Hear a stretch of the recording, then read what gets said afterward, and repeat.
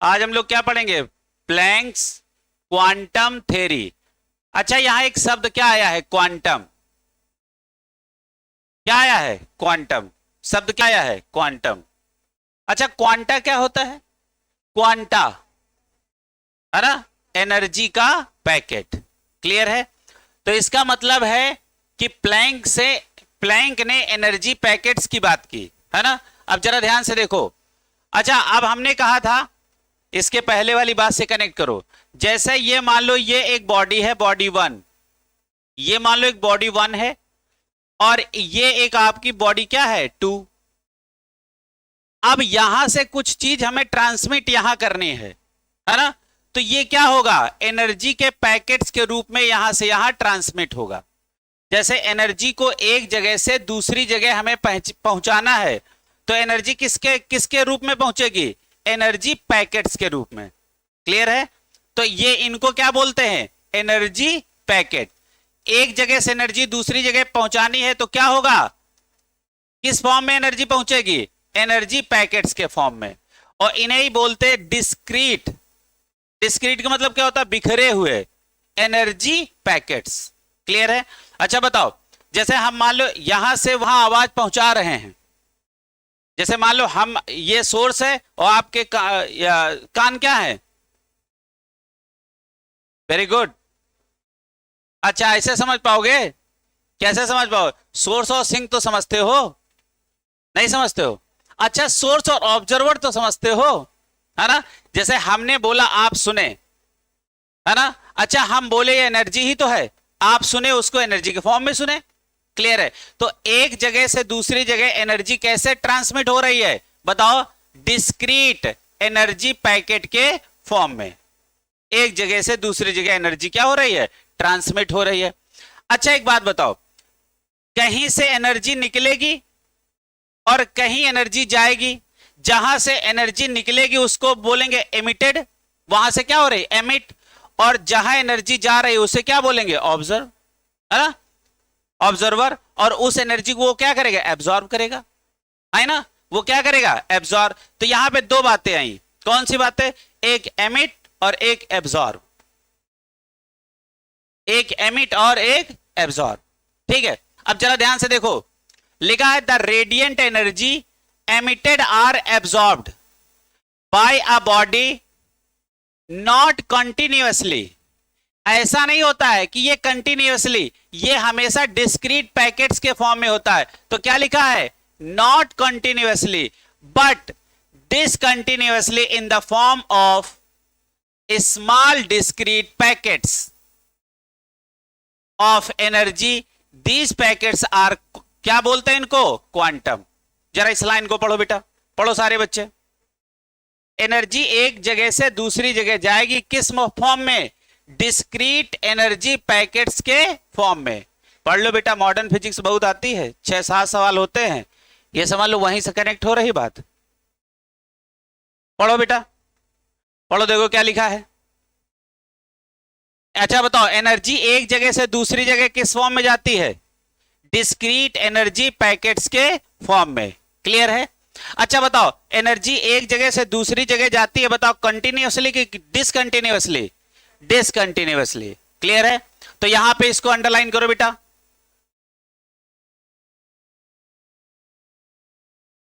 लिखो इसको, अंडरलाइन करो इसको। क्लियर है? और ये बॉडी वन बॉडी टू बना लो, बना लो इसको बेटा। और इसमें बहुत बढ़िया बढ़िया सवाल बनने जा रहे हैं। ठीक है? चलो अच्छा, दूसरी लाइन पे चलते हैं। अब जरा ध्यान से देखो, लिखा है इन केस ऑफ लाइट। अच्छा एक बात बताओ, मान लो आपसे कोई पूछे कि हमको एनर्जी का डायमेंशन, लाइट का डायमेंशन बताओ, है ना। बताओ डायमेंशनल फॉर्मूला ऑफ लाइट, बताओ डायमेंशनल फॉर्मूला ऑफ लाइट, बताओ लाइट का डायमेंशनल फॉर्मूला क्या होगा? बताओ क्या होगा? वेरी गुड, बहुत बढ़िया। क्या होगा बताओ? एनर्जी। लाइट का डायमेंशनल फार्मूला पूछे, हीट का डायमेंशनल फार्मूला पूछे, साउंड का डायमेंशनल फार्मूला पूछे, दैट इज ऑल और क्या है? Form of heat. सारे क्या है, हीट का फॉर्म। तो सारे सबका डायमेंशनल फार्मूला बताओ क्या होगा, बताओ बेटा। एनर्जी का डायमेंशनल फार्मूला होगा ml²T⁻²। बताओ ये होगा कि नहीं होगा, क्लियर है। तो इस बात को समझेंगे, हटा दें इसको। अब एक बात समझो, सबकी एनर्जी को अलग अलग नामों से पुकारते हैं, हर एनर्जी का नाम अलग अलग होता है। जैसे देखो क्या लिखा, in case of light, light के केस में हम एनर्जी को किसके नाम से पुकारेंगे, है ना। तो क्या लिखा है, in case of light the small packets of energy is called, बताओ क्या बोलेंगे, फोटोन। क्या बोलेंगे, फोटोन, ठीक है। But in general, in general case the smallest packet of energy, जिसका नाम हम क्या रखेंगे, क्वांटम। क्या रखेंगे, क्वांटम। स्मॉलेस्ट बताओ एनर्जी का पैकेट क्या होगा, क्या होगा, क्वांटम। क्लियर है।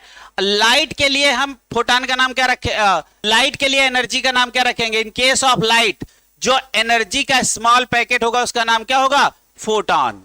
क्या होगा, फोटॉन। क्या नाम होगा, फोटॉन। क्लियर है। अच्छा देखो दो बातें यहां पे एक समझ में आई। अच्छा ये बताओ, ये एक मेटेलिक सरफेस है,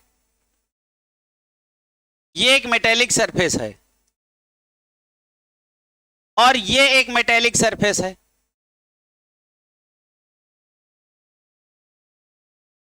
क्लियर है। अब बहुत ध्यान से देखना, यहां से हमने फोटॉन डाले इस सरफेस पे, क्या डाले, फोटॉन। अच्छा फोटॉन का मतलब क्या डाली हमने, लाइट एनर्जी। फोटॉन का मतलब हमने कौन सी एनर्जी डाली, बताओ, लाइट एनर्जी। और इस सरफेस से क्या हुए, इलेक्ट्रॉन निकले। बहुत ध्यान से समझो, क्या हमने क्या, बताओ बेटा, इस सरफेस पे हमने क्या डाला, फोटॉन, मतलब क्या डाली, लाइट एनर्जी, और इस सरफेस से क्या निकले, इलेक्ट्रॉन। इतना समझ में आ गया। अब इस सरफेस पे हमने इलेक्ट्रॉन डाले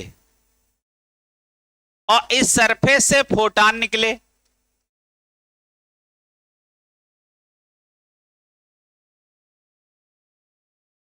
बताओ दोनों इफेक्ट का नाम बताओ। ये कौन सा इफेक्ट है, ये फोटो इलेक्ट्रिक इफेक्ट है, और ये क्या है, बहुत बढ़िया, लाजवाब, ये फोटो इलेक्ट्रिक इफेक्ट, ये बताओ क्या है। हाँ वेरी गुड, बहुत बढ़िया, ध्यान से बताओ, बताओ, जब बताओगे तो आगे बढ़ा जाएगा, है कि नहीं। बताओ क्या है।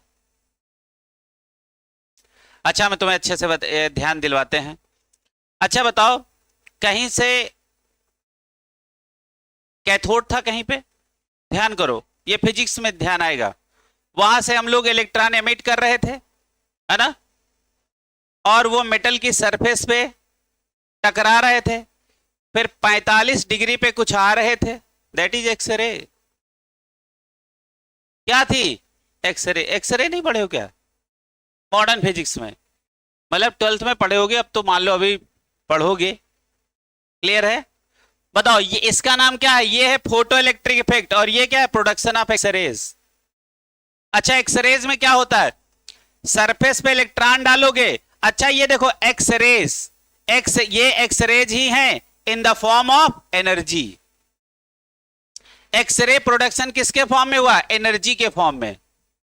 अच्छा यहां आइडिया ले लो, हमको इसे पढ़ाना नहीं है, हमको ये थोड़ा सा पढ़ाना है ना, ये हमको बिल्कुल नहीं पढ़ाना है, लेकिन आपको हम ये समझाना चाह रहे हैं कि किसी सरफेस पे फोटॉन डाले, इलेक्ट्रॉन निकले, तो इसका नाम क्या है, फोटो इलेक्ट्रिक इफेक्ट।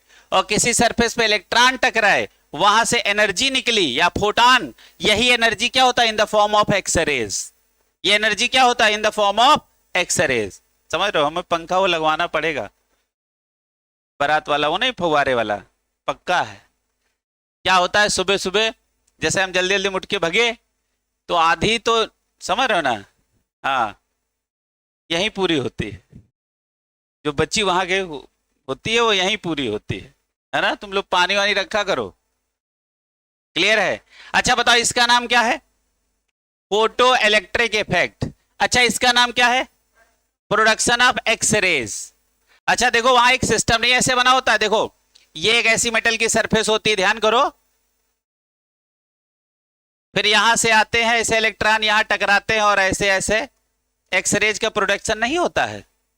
अरे छोड़ो, इतना होशियार बना क्या करना है, चलो हटाओ। ठीक है, जब पता ही नहीं है छोड़ो, चलो आगे देखो।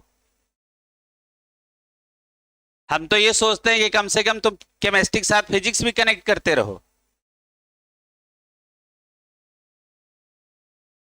चलो ये इसके नीचे लिखो, लिखो बेटा, इसके नीचे लिखो फोटो इलेक्ट्रिक इफेक्ट, उसके नीचे लिखो प्रोडक्शन ऑफ एक्सरेज। देखो बेटा, अब जरा यहां से ध्यान से देखो,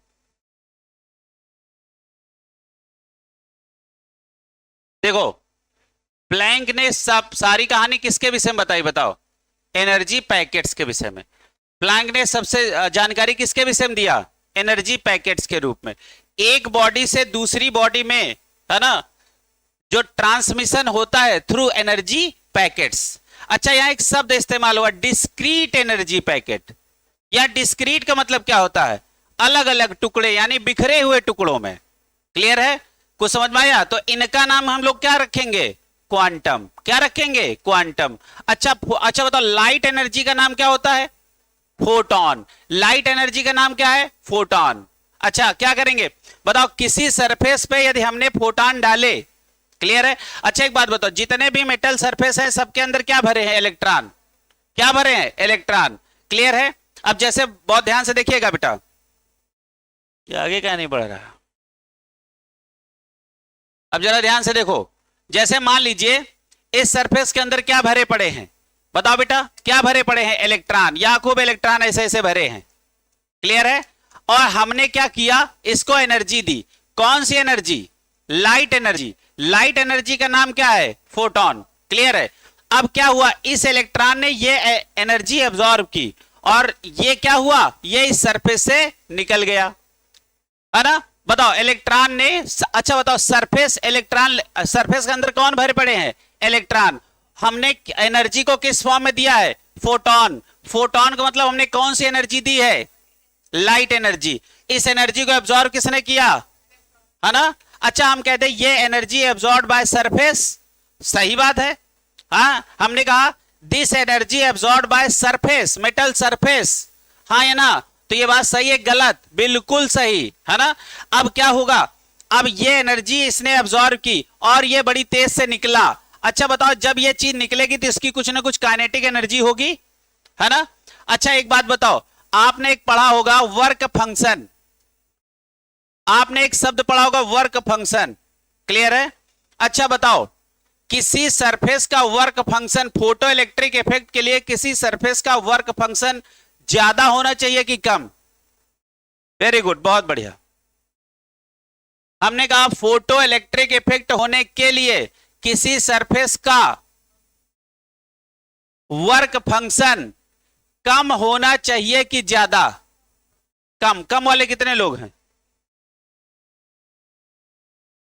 जो देखो मॉडर्न फिजिक्स पढ़े होंगे उन्हें समझ में आ रहा होगा। हमने कहा, अच्छा बताओ बेटा, बोलो, किसी सरफेस से इलेक्ट्रॉन निकालने के लिए उस मेटल सरफेस का या उस मेटेलिक सब्सटेंस का वर्क फंक्शन कम होना चाहिए कि ज्यादा, कम। कम नहीं, बहुत कम। अच्छा बहुत कम क्या होगा, देखो ऐसी बात समझो, अब मेरी बात को समझो। जैसे ही इस मेटल का वर्क फंक्शन कम होगा तो ये अपने इलेक्ट्रॉन को तुरंत बाहर निकाल देगा। और यदि मान लीजिए इसका वर्क फंक्शन ज्यादा है ना, इसका वर्क फंक्शन ज्यादा है और आपने एनर्जी दिया, तो इस एनर्जी का मैक्सिमम पार्ट तो यही खा जाएगा, सरफेस ही। तो इलेक्ट्रॉन निकालने के लिए एनर्जी बची बहुत कम, क्लियर है। तो इलेक्ट्रॉन इस सरफेस से निकल नहीं पाएगा।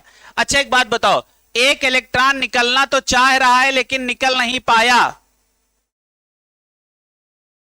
तो फिजिक्स में एक शब्द होता है स्पेस चार्ज। क्या शब्द होता है, स्पेस चार्ज। समझ में आ रही कुछ, फिजिक्स समझ में आ रही कुछ, क्लियर है। जैसे किसी इलेक्ट्रॉन को हमने इतनी एनर्जी नहीं दी कि वो सरफेस को क्या करे, सरफेस को छोड़ पाए।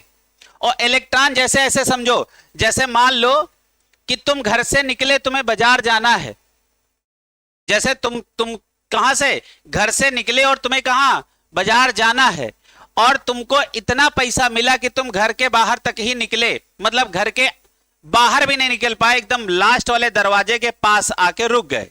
आपके पास इतने पैसे नहीं कि आप घर से निकल पाओ, और आपको जाना कहां, बाजार। क्लियर है? तो बताओ, आप जहां थे वहां से तो चले, इलेक्ट्रॉन जहां था वहां से तो चला, लेकिन फाइनल सरफेस छोड़ नहीं पाया। तो जितनी दूरी ये चला है, तो अब इससे क्या होगा, इसने क्या क्रिएट करा है, स्पेस चार्ज। अब जरा इसको वो कायदे समझो। देखो, हम ऐसे बना रहे हैं, जैसे बताओ इसके अंदर क्या भरे पड़े हैं, इलेक्ट्रॉन। इसके अंदर क्या भरे पड़े हैं, इलेक्ट्रॉन। ठीक है, बहुत ध्यान से समझना, तो आपकी फिजिक्स भी यहीं से कनेक्ट हो जाएगी, फिर आगे फिजिक्स वाले मास्टर साहब पढ़ाएंगे। देखो, अब जरा ध्यान से देखो, अब हमने क्या किया, यहां पे फोटॉन डाला, लाइट एनर्जी। क्लियर है? अब ये एनर्जी सबसे पहले किसको मिलेगी, जो सरफेस के सबसे करीब होगा, है ना। अच्छा, इसको एनर्जी मिली लेकिन थोड़ी कम मिली, इसको एनर्जी मिली लेकिन और कम मिली। समझ में आ रहा? अच्छा, क्या होगा, ये इलेक्ट्रॉन तो तुरंत सरफेस छोड़ देगा, ये इलेक्ट्रॉन भी छोड़ सकता है, लेकिन जो लास्ट वाला इलेक्ट्रॉन होगा, हो सकता है उसकी एनर्जी इतनी नहीं कि ये सरफेस छोड़ पाए, तो ये इलेक्ट्रॉन कहां आ गया, सरफेस के एकदम पास। ऐसे मान लो बहुत सारे इलेक्ट्रॉन यहां सरफेस पे आ जाएं, ऐसे ऐसे ऐसे ऐसे। क्लियर है? अब क्या होगा, अब मान लो इसके नीचे वाला इलेक्ट्रॉन होगा, तो वो इजिली निकल नहीं पाएगा, इजिली निकल नहीं पाएगा। तो स्पेस चार्ज का नुकसान जानते हो क्या हुआ, अब जानते हो, जब स्पेस चार्ज क्रिएट हो जाता है तो फर्दर इलेक्ट्रॉन जो निकलना चाहता है वो निकल नहीं पाता है, क्योंकि यहां पे बहुत सारे इलेक्ट्रॉन सरफेस पे आके पहले से ही चिपके हैं। क्या समझ में आया, बताओ, समझ में आई ये बात? जैसे मान लो, ऐसा समझो कि जैसे तुमको घर से बाहर निकलना है और दरवाजे पे बहुत सारे लोग पहले से खड़े हैं। क्लियर है? और आपको निकलना स्पीड से, और आप दरवाजे पे बहुत सारे लोग पहले से खड़े हैं, ये है स्पेस चार्ज। तो आप निकलना चाह रहे हो, अब निकल पाओगे, नहीं निकल पाओगे। तो स्पेस चार्ज क्रिएट होने से नुकसान क्या है, इलेक्ट्रॉन फर्दर एमिट सरफेस से नहीं हो पाएंगे। क्लियर है? अच्छा बताओ, सरफेस चार्ज का नुकसान क्या है, कि जो इलेक्ट्रॉन सरफेस के पास इकट्ठा हो गए हैं, स्पेस चार्ज क्रिएट कर लिए हैं, उनके कारण फर्दर बाकी इलेक्ट्रॉन निकलना उनका क्या हो जाएगा, मुश्किल। क्या हो जाएगा, मुश्किल। तो ये बात समझ में आई? अच्छा, अब जरा ध्यान से समझो, अब जरा ध्यान से समझना इस बात को। इसके नीचे लिखो फोटो इलेक्ट्रिक इफेक्ट, और यहां पे कुछ डेफिनेशन लिखो। हमको एक्सरेज नहीं पढ़ाना है, हमें खाली फोटो इलेक्ट्रिक इफेक्ट। तो एक हेडिंग डालो फोटो इलेक्ट्रिक इफेक्ट, यहां हेडिंग डालो फोटो इलेक्ट्रिक इफेक्ट। लिखो, लिखो हर्ट्ज, फोटो इलेक्ट्रिक इफेक्ट के नीचे लिखो हर्ट्ज, HERTZ। लिखो hertz performed a very interesting experiment. और एक काम कर लेना बेटा, जो ये आपका पेज खाली है ना, इसको दो भागों में डिवाइड कर लेना, दो भागों में डिवाइड कर लेना। यानी जो ये पेज है, ये जो यहां से यहां तक खाली है, इसको ज्यादा खाली ना समझना, इसमें बहुत कुछ लिखाना है। समझ में आ रहा? इसको अभी से आप डिवाइडेड इनटू 2 पार्ट, इनको 2 हिस्सों में बांट लो। हाँ, डेफिनेशन लिख लो, उसके बाद 2 अलग अलग भागों में लिखना। क्लियर है? लिखो hertz perform a very interesting experiment in which electrons were ejected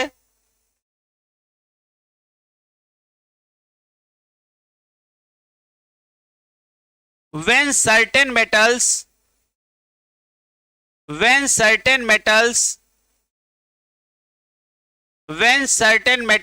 bracket में लिखो एग्जाम्पल, कौन सी मेटल, ब्रैकेट में लिखो एग्जाम्पल, लिखो जैसे पोटेशियम, पोटेशियम के लिख दो के, comma rubidium RB, comma caesium CS bracket बंद, where exposed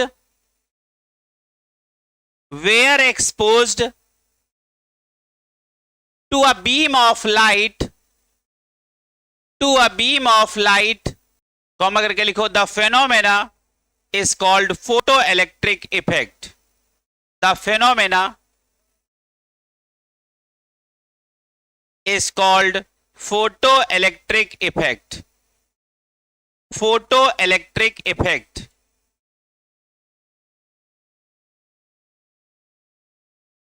फोटोइलेक्ट्रिक इफेक्ट। अब एक साइड लिखना, लिखो लिखो इंपॉर्टेंट पॉइंट, लिखो इंपॉर्टेंट पॉइंट। बेटा तुम लिख नहीं रहे हो क्या? नहीं लिखे ये? हाँ हाँ हाँ, लिख लो लिख लो, अब लिखो, यही सब सवाल है, लिखो लिखो इंपॉर्टेंट पॉइंट। पहला इंपॉर्टेंट पॉइंट लिखो, द इलेक्ट्रॉन्स आर इजेक्टेड, ये सब सवाल मिलेंगे बेटा। लिखो the electrons are ejected from the metal surface, from the metal surface as soon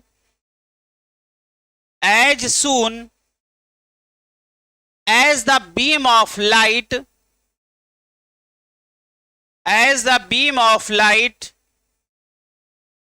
strikes the surface।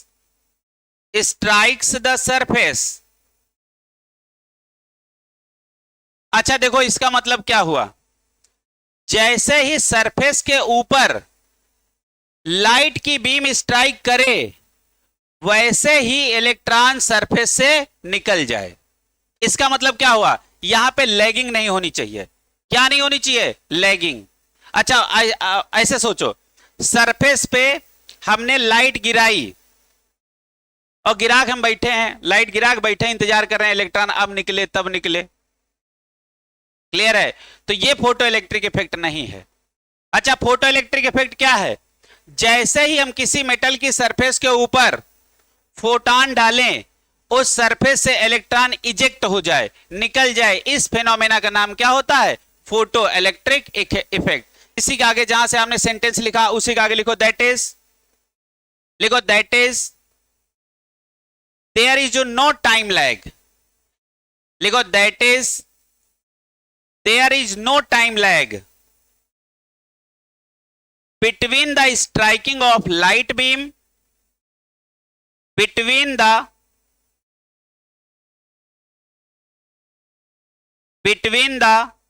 striking of light beam and ejection of electron from the metal surface, from the metal surface। दूसरा point लिखो, लिखो the number of electrons, लिखो the number of electrons ejected is, the number of electron ejected is proportional to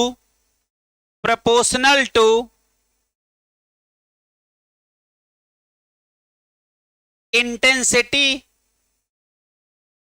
or OR brightness of light,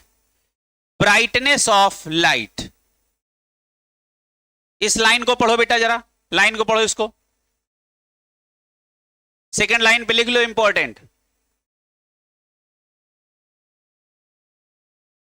clear है? अच्छा यहां पे क्या हुआ, हमने बोला इंटेंसिटी का मतलब हमारा क्या है? लाइट की ब्राइटनेस है, डल लाइट है या ब्राइट लाइट है। तो अब इससे क्या हो रहा है, हम इससे क्या नाप रहे हैं, ये हमारी क्या, लाइट की इंटेंसिटी। क्लियर है? कभी कभी आपको धूप लगती है, आंखों में लगती है, लग रही है, और जब ऐसे नॉर्मल धूप होती तो आंखों को नहीं लग रही होती, तो क्या बढ़ी? ब्राइटनेस। क्या बढ़ी? इंटेंसिटी। क्लियर है? तीसरा पॉइंट लिखो, तीसरा पॉइंट लिखो बेटा, लिखो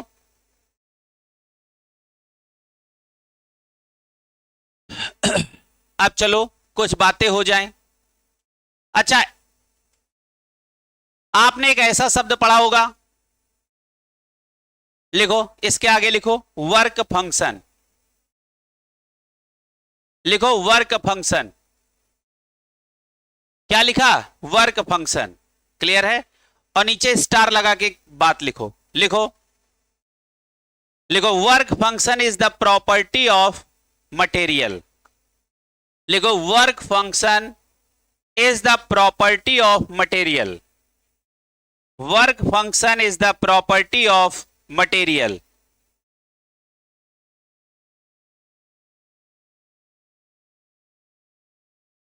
दूसरा पॉइंट लिखो, for photo electric effect, for photo electric effect, for photo electric effect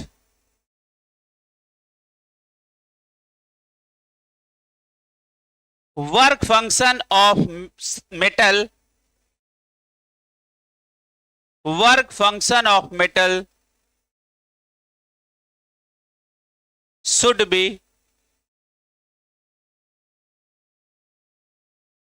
should be less than energy of photon, photon की एनर्जी से कम होनी चाहिए। क्लियर है? अच्छा देखो, अब इसका मतलब क्या है? अब नीचे एक बात लिखो, लिखो कंडीशन, हेडिंग डालो एक, लिखो condition for photo electric effect, condition for photo electric effect. उसी के नीचे एक नॉर्मल लाइन लिखो और डिवाइड कर लियो ना दो भागों में। एक साइड खाली फार्मूले में लिखाऊंगा, फार्मूला देखो सवाल लगाओ, फार्मूला देखो सवाल लगाओ, बस और कुछ करने नहीं। अब इधर वाला थ्योरी पोर्शन है, ये जितनी लाइनें में लिखा रहा हूं ये सब थ्योरी का सवाल बनेगा। क्लियर है? और इधर जो लिखाएंगे इस साइड वो सारे फार्मूला बेस्ड क्वेश्चन होंगे। क्लियर है? तो लिखो, पहला लिखो या ऐसे नॉर्मल पॉइंट बना के लिखो इसी के नीचे condition, condition of for photo electric effect लिखो energy of each photon, energy of each photon depends upon frequency, depends upon frequency और wavelength, और wavelength। ठीक है? अब यहां तीन बातें हो सकती हैं कंडीशन में। कितनी बातें हो सकती हैं? तीन। और बेटा ये तीन बातें बहुत कायदे से पढ़ लेना, और यहां से आपका केमिस्ट्री का भी सवाल सॉल्व और फिजिक्स का भी सवाल सॉल्व। देखो तीन कंडीशन कौन कौन सी हो सकती हैं, पहला, दूसरा और तीसरा, ये तीन ही कंडीशन है। लिखो नंबर 1,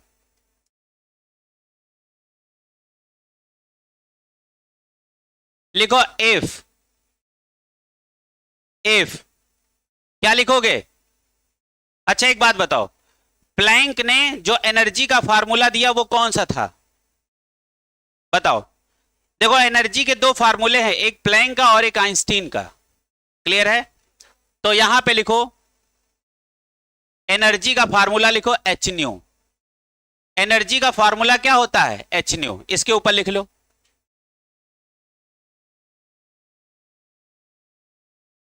बताओ एनर्जी का फार्मूला क्या होता है? H new. अच्छा यहां न्यू क्या होता है? न्यू बराबर होता है C by lambda, C by lambda, C by lambda. Clear है? अच्छा एक बात बताओ, अच्छा ये बताओ ये यहां पे एच क्या है? Planck's constant. अच्छा प्लैंक कांस्टेंट का डायमेंशनल फार्मूला किसके बराबर होता है? Dimensional formula of Planck's constant equivalent to angular momentum. Very good, ये सवाल है, ये हमारे यहां नहीं सवाल है, तुम्हारे फिजिक्स में है। हम कोशिश ये करते हैं कि तुमको होशियार बना दें, यहां की बात वहां, वहां की बात वहां से कनेक्ट करा दें, लेकिन उतने में आए आए करने लगते तो मन नहीं करता, छोड़ो हटाओ, अपने ही पढ़ाओ। क्लियर है? होशियार बच्चा हो तो उसको हम सब जगह जुड़वा दे, फिजिक्स केमिस्ट्री बायोलॉजी सब जुड़वा दे। लेकिन जब देखते ना कि बच्चा थोड़ा सा भी कमजोर है तो हम भी फिर क्या होता है, फिर अपने पे आ जाते हैं। क्लियर है? जितना होशियार बच्चा समझ लो टीचर उतना निखर के सामने आता है आपके। आप समझ रहे हो? अब हम ही लोग ऐसे बच्चों को पढ़ाएं, जरा बात समझो। देखो दो टाइप की पढ़ाई होती है, एक को जीरो से पढ़ाना और एक बच्चा मान लो 10-20 नंबर से उसका सिलेक्शन रुका हो और हम तुम्हें पढ़ा रहे हैं और हम उनको पढ़ाएं और उस क्लास में तुम बैठ जाओ तो तुम पहचान नहीं पाओगे वही साइलेंसिंग है क्या? क्योंकि पढ़ाई का पैटर्न बदल जाएगा बिल्कुल। समझ रहे हो ना? यहां तो जीरो से उठाना है, ये समझ, पता नहीं ये समझ में आ रहा है कि नहीं आ रहा है, ये भी अच्छे इनको समझाना है, ये भी समझाना, उनको सिर्फ दौड़ाना है। समझ में आ रहा? बड़ा अंतर होता है। तो अब जरा ध्यान से देखो। अच्छा इसके आगे लिख लो। अच्छा H बराबर यहां बताओ क्या है? H क्या है बताओ? H क्या है? लिखो प्लैंक्स कांस्टेंट। H के आगे लिखो प्लैंक्स कांस्टेंट। H के आगे लिखो प्लैंक्स कांस्टेंट।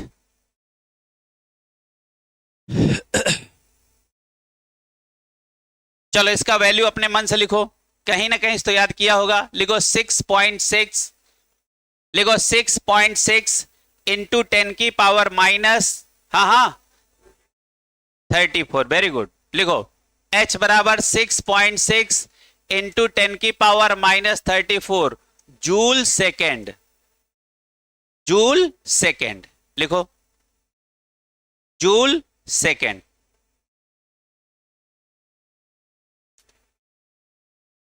अच्छा यहां पे नोट करके लिख लो, नोट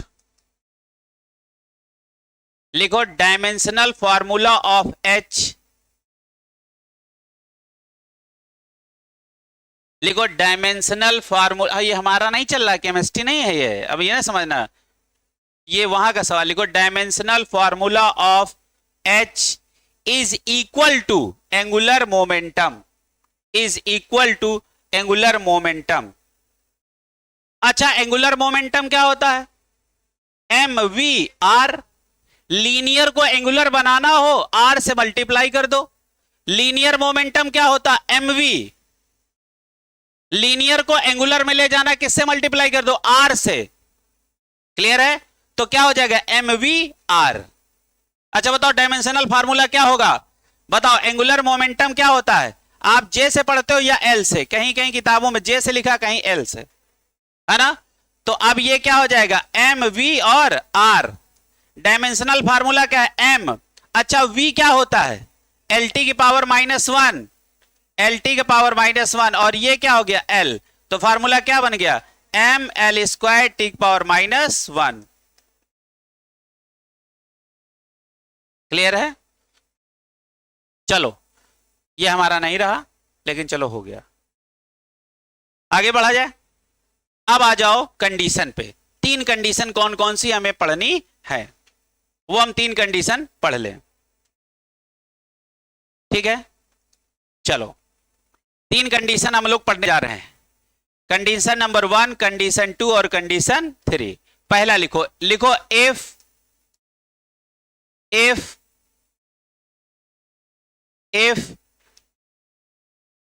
अच्छा यहां पे आ जाओ थोड़ी देर के लिए। अच्छा एक बात बताओ, ये फोटॉन की एनर्जी क्या है? H new. क्लियर है? जो फोटॉन हमने सरफेस पे डाला उसकी एनर्जी क्या है? H new. और इस सरफेस का वर्क फंक्शन क्या है? W। वर्क फंक्शन लिख दिया, लिखा। अच्छा ये जो इलेक्ट्रॉन निकला है इसकी कुछ काइनेटिक एनर्जी होगी। अरे भैया इलेक्ट्रॉन मूवमेंट में है कि नहीं, मोशन में है या नहीं, तो इसकी एनर्जी का नाम क्या होगा? Kinetic energy. क्लियर है? तो अब जरा ध्यान से समझो, सरफेस पे जो फोटॉन डाला उसकी एनर्जी एच न्यू, है ना? सरफेस का वर्क फंक्शन क्या है? W। और यहां से जो इलेक्ट्रॉन इजेक्ट हुआ उसकी काइनेटिक एनर्जी हमने मान ली है कि क्या है? क्या है काइनेटिक एनर्जी? mv²। क्या मान लिया? mv²। क्लियर है? ये हमने मान ली। अब जरा ध्यान से समझो, अब बहुत ध्यान से समझो। हमने बोला if h new is greater then work function. क्या हमने बोला? H nu is greater then, ये एच न्यू क्या है? जो हम फोटॉन सरफेस पे डाल रहे हैं, इसकी एनर्जी इससे क्या है? ज्यादा है। बताओ, तो बताओ सरफेस से इलेक्ट्रॉन निकलेगा कि नहीं? अब मेरी बात को समझो, ऐसे बात को समझो कि हमको खाना मिल गया ज्यादा, और ऐसे समझो वर्क फंक्शन समझो किसी सरफेस की भूख, किसी सरफेस की क्या है? भूख। खाना ज्यादा मिला, भूख बहुत कम है, तो सारा खाना बच गया ना, एनर्जी के फॉर्म में निकल गया। क्लियर है? ऐसा समझो खाना कम मिले, भूख ज्यादा हो, तो क्या इलेक्ट्रॉन यहां से निकलेगा? नहीं निकलेगा। अच्छा मान लो ऐसा हो, वर्क फंक्शन सरफेस का ज्यादा हो और इलेक्ट्रॉन जो हमने फोटॉन डाले सरफेस हो उसकी एनर्जी कम हो, तो बताओ एमिशन ऑफ इलेक्ट्रॉन होगा? नहीं होगा। तो इसके आगे लिखो बेटा, लिखो, इसके आगे लिखो। क्या लिखोगे? लिखो, इसके आगे लिखो बेटा, लिखो फोटो इलेक्ट्रिक इफेक्ट अकर। फोटो इलेक्ट्रिक इफेक्ट अकर, यहां पे फोटो इलेक्ट्रिक इफेक्ट होगा। ठीक है? अच्छा दूसरी कंडीशन, इसके उल्टा कर लो, if H nu is less than work function. अच्छा बताओ यहां क्या होगा? अब देखो हमारे सरफेस की भूख ज्यादा है, एनर्जी कम मिली, तो बताओ यहां फोटो इलेक्ट्रिक इफेक्ट होगा? तो यहां आगे लिखो नो फोटो इलेक्ट्रिक इफेक्ट, लिखो नो फोटो इलेक्ट्रिक इफेक्ट। अच्छा तीसरी कंडीशन बताओ हम क्या लिखा सकते हैं? If H new work function के बराबर हो जाए। और देखो बेटा ये भी सवाल है, ये भी सवाल है, ये भी सवाल है। समझ में आ रहा? एक भी लाइन हमने ऐसी लिखाई नहीं जो सवाल ना हो। क्लियर है? अब जरा ध्यान से समझो। अच्छा इसके आगे क्या लिखें बताओ? अब मेरी बात को समझो, जितना खाना था ये खाना है और उतनी ही भूख है। क्लियर है? बताओ इलेक्ट्रॉन निकलेगा? निकलने की कोशिश करेगा लेकिन निकल नहीं पाएगा, जस्ट सरफेस पे आके सब अलाइन हो जाएंगे। कहां जाएंगे? सब सरफेस पे आके चिपक जाएंगे। क्लियर है? तो लिखो इलेक्ट्रॉन, इसके आगे लिखो, लिखो electron will not move, electron will not move, comma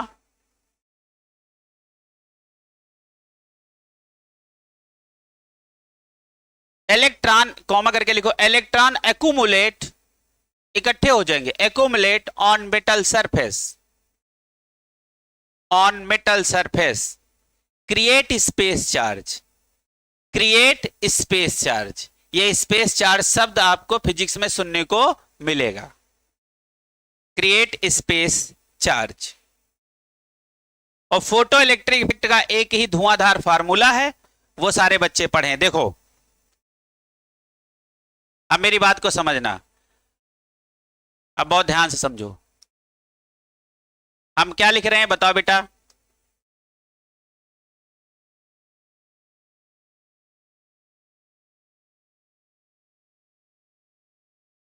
ठीक है?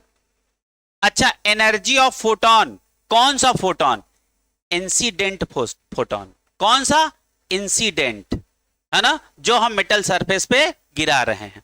अच्छा बताओ उसकी एनर्जी क्या होगी? E बराबर एच न्यू। ठीक है? दूसरा लिखो। अच्छा बताओ इस फार्मूले क्या हम ऐसे नहीं लिख सकते? एच सी बाई लेमडा, हाँ ये ना लिख सकते हैं। अच्छा दूसरा लिखो, क्या लिखोगे? वर्क फंक्शन,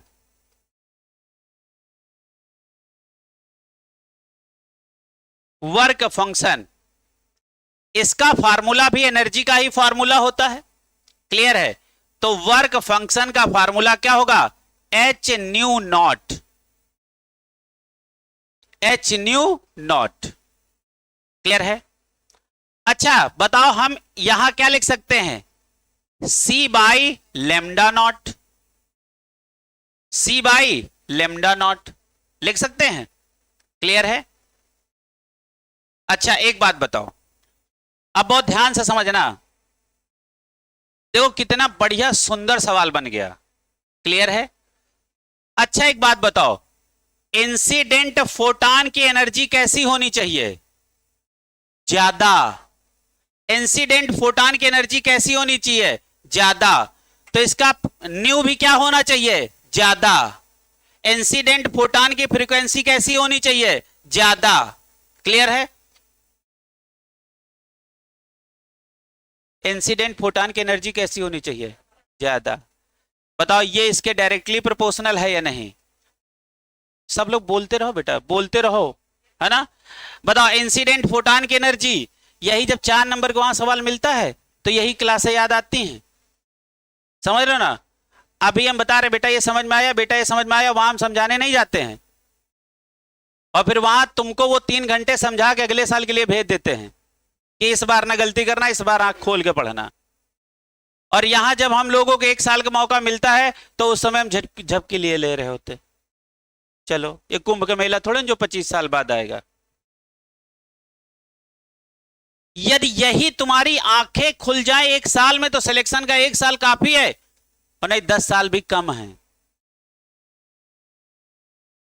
इस बात को समझो, सिलेक्शन के लिए 1 साल बहुत होता है और नहीं 10 साल भी कम पड़ जाते हैं। अभी दूसरा काम कोई कराने को हो, है ना, इधर उधर का कोई काम करा, देखो क्या एकदम मुस्कुरा के एकदम वो फर्जी काम करेंगे, और जिससे पूरा जीवन मुस्कुराएगा, बैठे इसे क्या चल रहा है। बड़ा अंतर होता है, समझ रहे हो ना?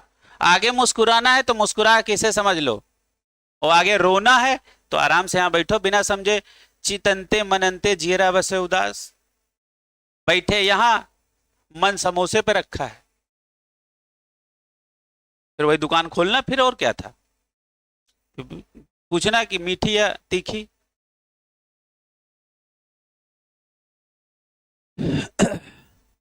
अब ये कहानी समझ में आई? अच्छा जरा ध्यान से समझो, बताओ इंसिडेंट फोटॉन की एनर्जी क्या होनी चाहिए?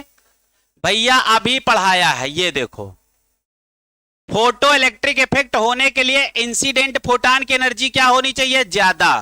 क्लियर है? अच्छा आपको नहीं लग रहा है यदि एनर्जी ज्यादा है तो उसका फ्रीक्वेंसी भी ज्यादा होगा, और यदि फ्रीक्वेंसी ज्यादा है तो लेमडा कम होना चाहिए। क्लियर है? अच्छा आप जरा ध्यान से समझो, हम यहां यदि लिखा दें फॉर, क्या लिखें? फॉर फोटो इलेक्ट्रिक एमिशन, क्या हमने बोला? फॉर फोटो इलेक्ट्रिक एमिशन या फोटो इलेक्ट्रिक इफेक्ट। क्लियर है? बताओ, अब बहुत ध्यान से समझना, फॉर फोटो इलेक्ट्रिक इफेक्ट। अब बहुत ध्यान से देखना, बताओ यदि हमने कहा new is greater then new not, बताओ फोटो इलेक्ट्रिक होगा कि नहीं होगा? हाँ या ना? होगा ना? यही ऊपर वाली बात ही पढ़ा रहा हूं, ये वाली। क्लियर है? हो सकता है ऐसे पूछ ले, हो सकता है ऐसे पूछ ले। क्लियर है? अच्छा एक बात बताओ, फोटो इलेक्ट्रिक इफेक्ट होने के लिए इंसिडेंट फोटॉन की एनर्जी क्या होनी चाहिए? मैक्सिमम। अच्छा ये बताओ ये क्या होनी चाहिए? मैक्सिमम। तो ये क्या होना चाहिए? मैक्सिमम। तो ये क्या होना चाहिए? मिनिमम। इतना समझ में आया? अच्छा बताओ, अब हमने कहा सरफेस का वर्क फंक्शन कैसा होना चाहिए? मिनिमम। तो फ्रीक्वेंसी कैसी होनी चाहिए? मिनिमम। और ये वाला वेवलेंथ कैसा होना चाहिए? मैक्सिमम। क्लियर है? अब मैं चाहूंगा सारे बच्चे इसी स्टाइल में लिखें, है ना? अब इसको जो यहां पे फार्मूला लिखा दिया है इसको लिख लो यहां पे, और हर चीज को मेंशन कर लो ऐसे, मिनिमम, मिनिमम और मैक्सिमम। सवाल इतना घुमा के पूछता है ना, तुम समझ नहीं पाते हो। कभी फ्रीक्वेंसी को मैच करा लेगा, कभी वेवलेंथ को मैच करा लेगा, और इस फ्रीक्वेंसी का नाम क्या होता है? बताओ इस फ्रीक्वेंसी का नाम क्या होता है? थ्रेशोल्ड फ्रीक्वेंसी, है ना? इसी के आगे लिखो, ये मिनिमम फ्रीक्वेंसी का नाम क्या है? Threshold threshold frequency.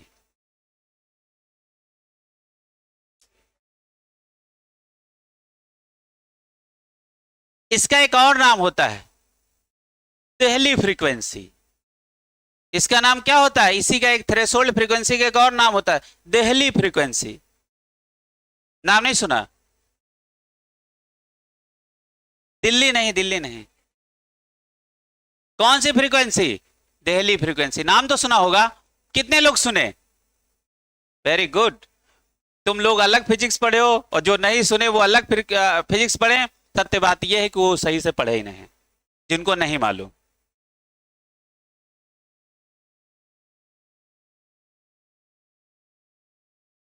उसे क्या लिख लो, और करके लिखो देहली फ्रीक्वेंसी।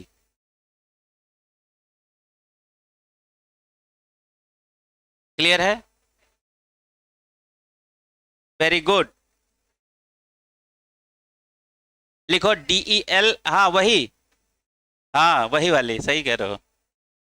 हाँ तो कह रहे हैं दिल्ली ही है। चलो, तो दिल्ली फ्रीक्वेंसी कितने लोग आज पहली बार सुने?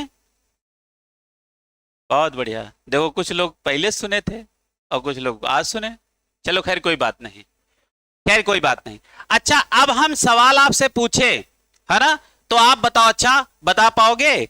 अब जरा ध्यान से समझो, अब बहुत ध्यान से देखो। अब यहां हम लिखने जा रहे हैं फॉर फोटो इलेक्ट्रिक एमिशन। ठीक है, for photo electric emission. Photo electric emission के लिए हमको क्या क्या चाहिए अब हम बताएंगे। अब हमको यह बताना यस या नो, यस या नो। हमने कहा new is greater then new not. बताओ फोटो इलेक्ट्रिक इफेक्ट होगा कि नहीं? यस या नो बताओ, होगा ना? तो फोटो इलेक्ट्रिक इफेक्ट होगा। अब हमारा मन आया, हमने कहा नंबर 2, हमने कहा lambda is greater than lambda nought. बताओ lambda is greater than lambda nought, तो क्या लिखोगे? No photo electric effect. अब जरा ध्यान से देखो, लेमडा ज्यादा करने का मतलब क्या है? हमने वर्क फंक्शन बढ़ा दिया है। वर्क फंक्शन हमने क्या कर दिया? कम कर दिया। देखो अब हम देखो क्या है, हमको लेमडा कैसा रखना चाहिए? मैक्सिमम। तो हमारा वर्क फंक्शन होगा मिनिमम। और हमने यहां क्या किया है? हमने यहां वर्क फंक्शन को क्या कर दिया है? मिनिमम। तो हमने लेमडा को क्या कर दिया? लेमडा नॉट को मिनिमम। तो हमारा वर्क फंक्शन हो गया मैक्सिमम। बताओ फोटो इलेक्ट्रिक इफेक्ट होगा? नहीं होगा। भैया ऐसे भी सवाल बनता है। अच्छा एक बात समझो, तीसरी बात, lambda is equal to lambda naught. हाँ हाँ, तो बस क्या है, ये वही कंडीशन है ना? Create space charge. लिख लो create space charge, create space charge. और आज का जिसका छूटा उसके शुरुआती सवाल छूटे।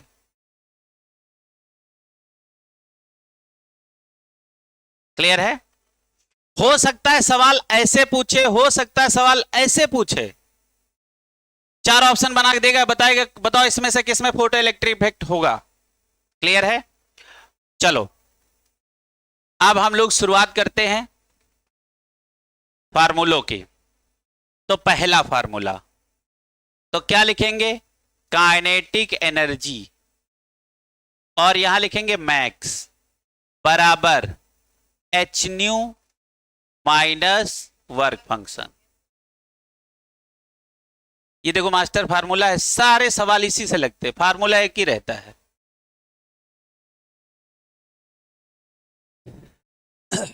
अच्छा अब सबका मीनिंग लिखो, कौन कौन क्या है। ठीक है, इसको लिखो, ये क्या है? लिखो kinetic energy of emitted electron, पूरी बात लिखो। लिखो kinetic energy of emitted electron, जो सरफेस से छोड़ के निकला है इलेक्ट्रॉन, उसकी ये काइनेटिक एनर्जी है। अच्छा ये बताओ एच न्यू क्या है, लिखो लिखो, एनर्जी ऑफ इंसिडेंट फोटोन, जो हमने सरफेस पे फोटोन पटका है ना, उसकी एनर्जी लिखो, energy of incident photon, energy of incident photon. अच्छा ये क्या है, लिखो work function of the surface. देखो मैं एक बात मैं बोल दे रहा हूं फिर से, कहीं पे work function of the surface लिख के आपको नहीं मिलेगा, लेकिन आपको क्लियर करके पढ़ना है कि ये वर्क फंक्शन किसकी प्रॉपर्टी है, किसकी है, मटेरियल की प्रॉपर्टी। जैसे resistance is the property of material, अलग अलग मटेरियल का रेजिस्टेंस अलग अलग, क्लियर है।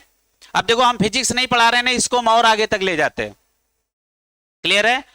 किसी सरफेस का यदि आपको वर्क फंक्शन कम करना हो तो आप उस सरफेस के ऊपर ऑक्साइड की लेयर चढ़ा दो, तो इससे क्या होगा, उस मटेरियल का वर्क फंक्शन कम हो जाएगा। ये बात आगे चलेगी फिजिक्स में, हमारा काम यहीं से खत्म।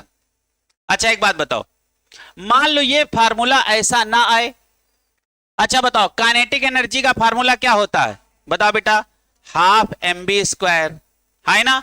अच्छा बताओ इसका इसका फार्मूला तो लिखा ही है एच न्यू, और माइनस इसको क्या लिख सकते हो, एच न्यू नॉट, क्लियर है।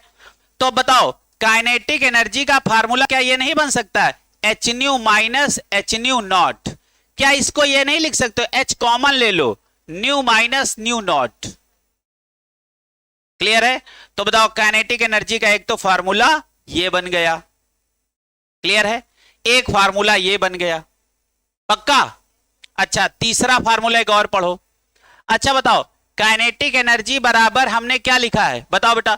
अच्छा एक बात बताओ, यहां हमने लिख दिया, अच्छा न्यू को क्या लिख सकते हैं, C by lambda minus C by lambda nought, C common ले लो, है ना। तो काइनेटिक एनर्जी का फार्मूला क्या हो जाएगा, एच सी, और ब्रैकेट में क्या हो जाएगा, 1 by lambda minus 1 by lambda not.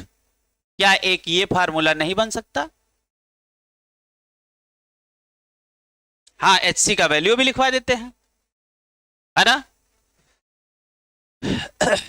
अब देखो, अब यहां h का वैल्यू कितना है, 6.6 इंटू 10 की पावर माइनस 34, और c क्या है, speed of light, that is 3 into 10 की पावर 8 मीटर पर सेकेंड। लिख लो, इसको लिख सकते हो 2 इंटू 10 की पावर माइनस 25, है ना। इसको यदि मल्टीप्लाई कर दोगे तो वह एनर्जी का फार्मूला, आप एच सी का फार्मूला बन जाएगा। अच्छा तो यहां से आपका, आप देखो यहां पे दो बातें एक में मिक्स हुई हैं, हम आपको समझा दे रहे हैं कैसे।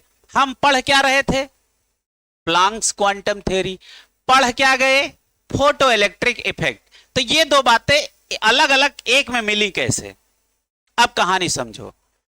प्लैंक ने अपना एनर्जी का फार्मूला दिया, E बराबर एच न्यू, फार्मूला कौन बना, E बराबर एच न्यू, और प्लैंक ने कहा लाइट एनर्जी को हम सरफेस पे गिरा रहे हैं तो उस सरफेस से इलेक्ट्रॉन निकल रहे हैं, तो हर्ट्ज कहते हैं, हर्ट्ज, कौन कहते हैं, हर्ट्ज। अरे कहते यार ये तो हमारा किया दिया एक्सपेरिमेंट है, लाओ इसको हम ही कर देते हैं। तो क्वांटाइजेशन ऑफ एनर्जी का कॉन्सेप्ट किसने दिया, प्लैंक ने, इसका इस्तेमाल किसने किया, हर्ट्ज ने।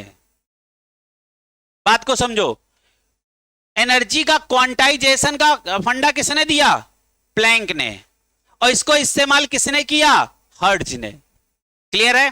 तो अब समझे कि प्लैंक क्वांटम थ्योरी में ये फोटो इलेक्ट्रिक इफेक्ट कैसे घुस गया, समझ में आया, क्लियर हुआ। अब जरा ध्यान से समझो, इतना पढ़ने के बाद यहां पे स्टार लगा के बात लिखो, फिर हम प्लैंक पे आ गए, फिर हम प्लैंक पे आ गए। अब नीचे लिखो, लिखो इलेक्ट्रोमैग्नेटिक रेडिएशन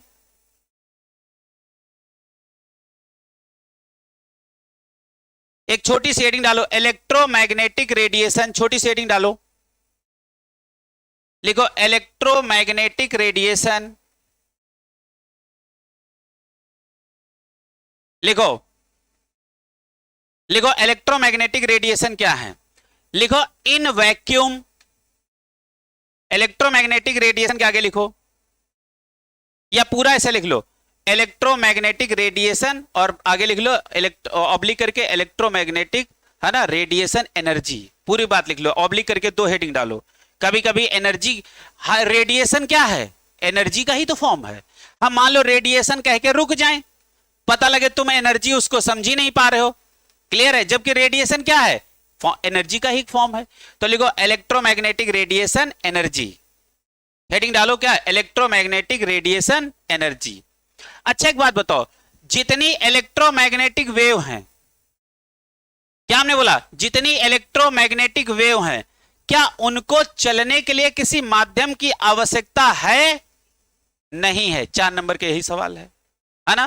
तो इसका मतलब क्या है, ये वैक्यूम में चल सकती हैं या नहीं चल सकती हैं, है ना। तो इसके आगे लिखो, लिखो लिखो लिखो इन वैक्यूम, लिखो in vacuum all type of, लिखो in vacuum all types of electromagnetic radiation regardless of wavelength travel at the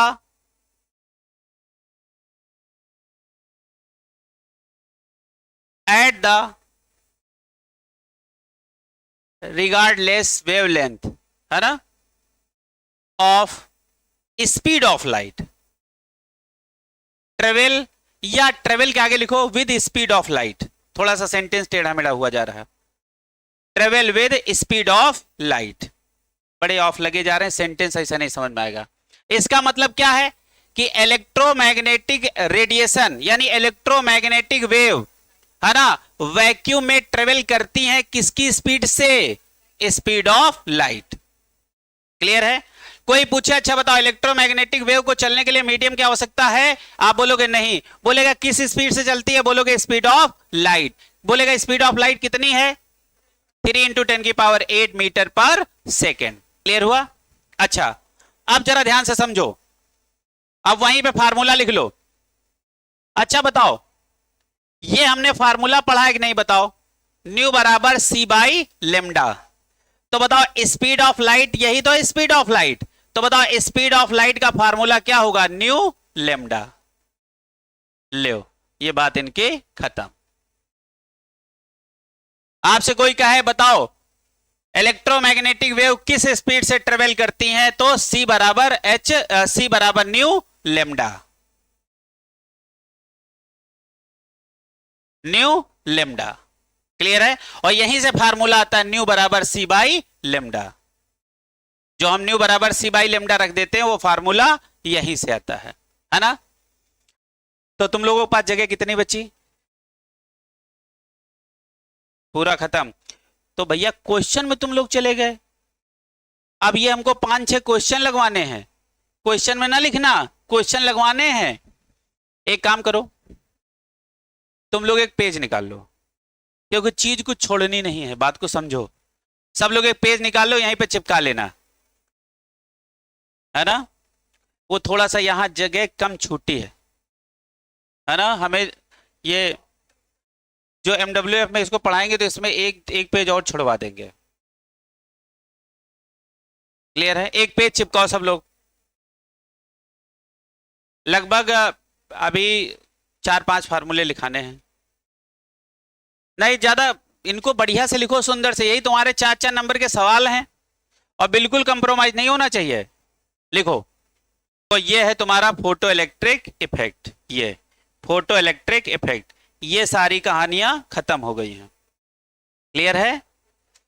और हम इसको किसके अंदर पढ़ गए, हाँ, क्वांटाइजेशन ऑफ एनर्जी का फंडा दिया किसने, अरे यार कहानी तो याद कर लो, प्लैंक ने, इस्तेमाल किसने किया, हर्ट्ज ने। अब ये कहानी नहीं याद रखोगे तो किताबों में पढ़ोगे फिर पागल हो जाओगे। साइंस को अपनी भाषा में याद कर लो, और कहीं यहां लाइन के चक्कर में पड़े, ये लाइन लिखी वो लाइन लिखी, तो समझ रहे हो ना, सिलेक्शन वाली लाइन में आने के लिए 10 साल लगेंगे। कहानी याद कर लो, बार बार समझाते हैं ये बात। चलो आगे लिखो। ये बात समझते नहीं हो, है? अच्छा चलो, अब देखो हमने कितना एक सुंदर सा टॉपिक पढ़ लिया, कौन सा? Photo electric effect. क्लियर है? अच्छा, हमारे पास तो जगह हो जाती है कि नहीं? ये देखो, अच्छा क्या है ना कि आजकल फ्री वाला चक्कर बहुत हो गया ना मोबाइलों में, तो आदमी पता लगे मोबाइल में लगा पड़ा है। और आजकल क्या होता है, जब पैसा, जब 1 रुपया कॉल लगती थी तो कोई किसी कॉल नहीं करता था, आज टाइम पास के लिए दूसरे के पास कॉल कर लेते हैं, और वो दूसरा वाला भी होशियार होता, उठाता ही नहीं, कह रहे पकाएगा अभी। समझ रहे हो? यदि वो पढ़ने वाला है, वो भी तुम्हारी तरह हो गया, तो खट से फोन उठाएगा, अरे आया आया चलो बतलाया जाए। नहीं समझ रहे हो? तो ये बात समझो थोड़ा सा। चलो अब हम लोग आगे, चलो ऐसा एक ये बनाओ, एक वेव बना लो तुम, ऐसे देखो, ऐसे एक वेव बनाओ।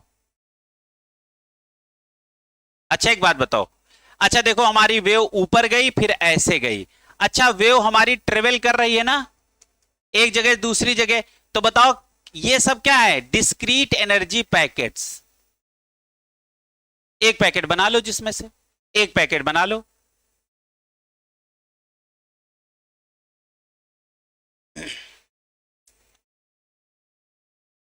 अच्छा ये बताओ ये क्या है? ये क्या है? यही तो फोटोन यही तो फोटोन है ना? अच्छा हम बताओ किसको ट्रेवल करा रहे हैं? ये कौन है? ईएम वेव, इलेक्ट्रोमैग्नेटिक वेव, है ना? अच्छा हमने बोला ये ईएम वेव नहीं है, ये रेडिएशन, ये रेडिएटिंग वेव है, ये रेडिएशन एनर्जी है, सब बात सेम है। हमने आपको ऑब्लिक करके ये बात लिखाई थी। लिखो बेटा, इतना लिखो, फिर आगे हम फार्मूले लिखाते हैं। अब यहां लिखो प्लैंक्स। अब हम लोग किसकी बात करने जा रहे हैं? प्लैंक्स के फार्मूले, प्लैंक्स क्वांटम थ्योरी। इसके क्या फार्मूले थे? अच्छा जरा ध्यान से देखो। अच्छा E बराबर क्या था बेटा? अच्छा इसको एक काम करना, एक तरफ यहां लिखो फॉर 1 फोटोन, और इधर लिखना फॉर n फोटोन।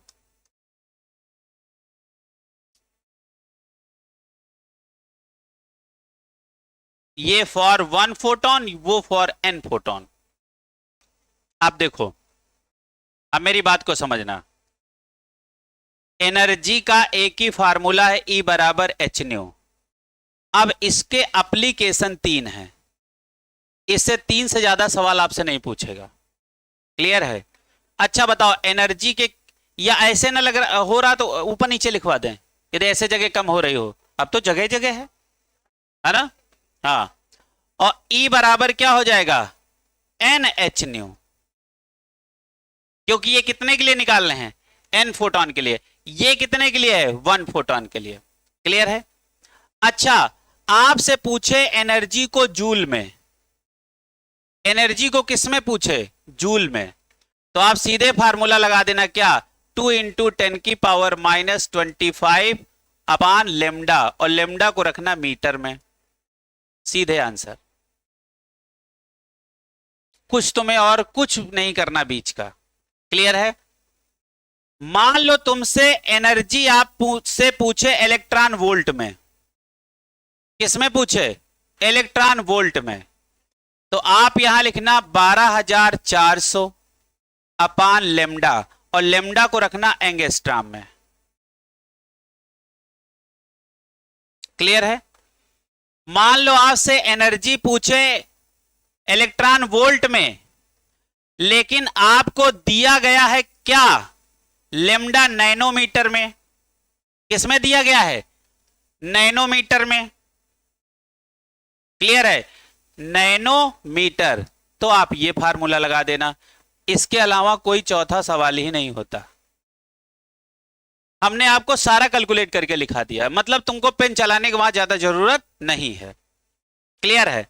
अच्छा बताओ, यही फार्मूला एन फोटॉन के लिए लगाना हो तो कोई टेंशन की बात? बताओ, एनर्जी पूछे जूल में, तो आप क्या फार्मूला लगा दोगे? एन इंटू 2 इंटू 10 की पावर -25 अपान लेमडा, और लेमडा का किस में रखोगे? मीटर में। फिर यहां बताओ, अच्छा इलेक्ट्रॉन वोल्ट में मान लो पूछे तो आप क्या करोगे? एन इंटू, और आगे क्या है? 12400 अपान लेमडा किस में रख देना? एंगस्ट्रॉम में। मान लो एनर्जी आपसे इलेक्ट्रॉन वोल्ट में ही पूछे, क्लियर है, और आपको एंगस्ट्रॉम की जगह क्या है? लेमडा किस में, वेवलेंथ किस में दे रखा है? नैनोमीटर में। तो आप फार्मूला क्या लगा दोगे? एन इंटू 1240 अपान लेमडा, यहां क्या हो जाएगा? नैनोमीटर। बस सवाल, सारे सवाल समाप्त। ठीक है, बस दो। अब समझो कि तुम्हें कुछ नहीं करना, सीधे फार्मूला उठाओ, रखो आंसर,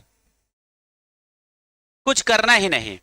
और सारे बच्चे इसके बाद ये पेज जरूर चिपका लेंगे, है ना। अभी हम आपको एक रेशियो वाला केस बता दें और एक टक्कर वाला केस बता दें, बस हो गया। और फिर उसके बाद सवाल लगाओ, देखो कितने टाइप के सवाल पूछता है। आगे बढ़ें। अच्छा, कभी कभी ऐसा होता है कि जैसे आपसे पूछा एक बॉडी का लेमडा इतना है ना, फ्रीक्वेंसी इतनी है, तो दूसरे बॉडी का ये बताओ, यानी फ्रीक्वेंसी और लेमडा बताओ, ऐसा होता है। तो देखो, एक सवाल तुम्हारा बनेगा रेशियो वाला, रेशियो ऑफ एनर्जी।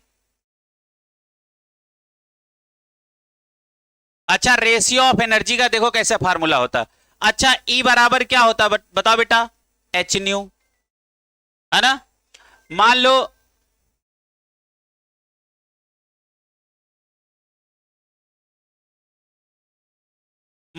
ऐसे दिया है, बोला एक की एनर्जी क्या है? E1, E1 बराबर क्या होगा? H न्यू1, और एक एनर्जी है E2, और ये क्या है? उसने पूछा कि बताओ फार्मूला क्या बन जाएगा? यदि हम E1 अपान E2 निकाले तो बताओ फार्मूला क्या हो जाएगा? H न्यू1 अपान H न्यू2 होगा, न्यू2, ये कट गया। तो बताओ E1 अपान E2 फार्मूला क्या बना? बताओ, न्यू1 अपान न्यू2। ऐसे भी आपसे सवाल पूछेगा रेशियो वाले। क्लियर है? ठीक है, अब इसको लिख लो, एक पेज सब लोग चिपका लेना, उसी में ना बहुत ज्यादा लिखना, एक पेज चिपका लेना, वहां जगह कम पड़ गई है।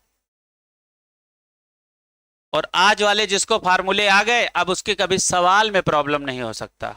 जरा ध्यान से देखो।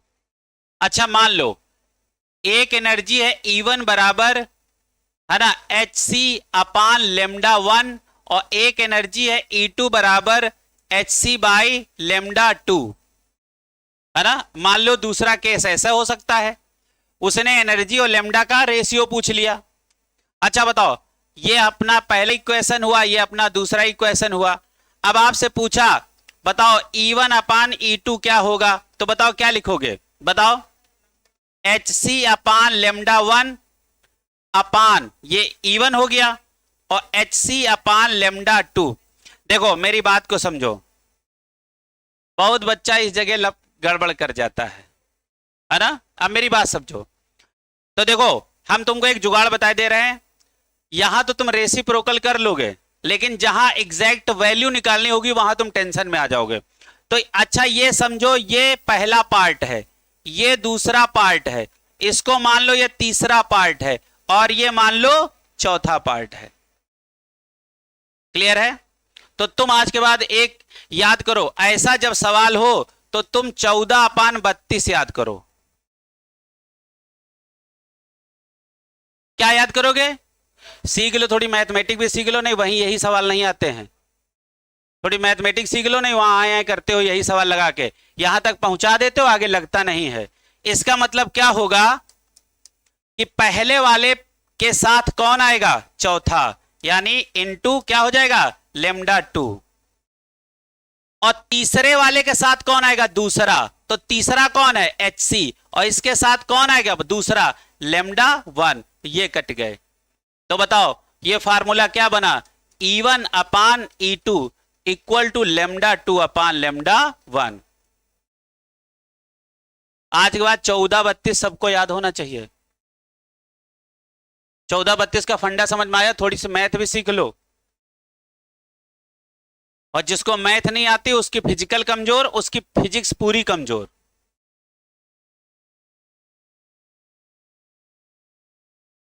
क्लियर है, क्लियर है। तो ये दो टाइप के फार्मूले बने। कासिफ समझ में आया है मैथमेटिक्स। तो आज की बात क्या यार, हम बोलेंगे 1432 तो तुम्हारा इशारा हम समझ जाओगे कि ये 1432 हम क्या बोल रहे हैं, पक्का। चलो आगे बढ़े। अच्छा मान लो जैसे किसी बॉडी ने कुछ एनर्जी एब्जॉर्ब की, हमने क्या बोला, किसी बॉडी ने कुछ एनर्जी एब्जॉर्ब की, और जितनी एनर्जी उसने एब्जॉर्ब की उसको दो बराबर हिस्सों में बांट दिया।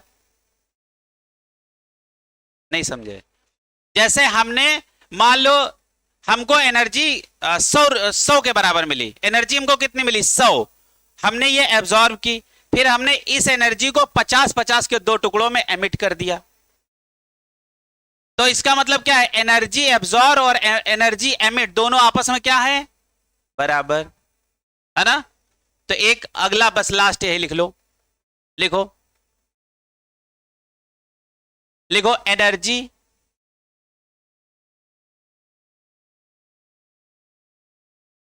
एब्जॉर्ब बराबर एनर्जी एमिट।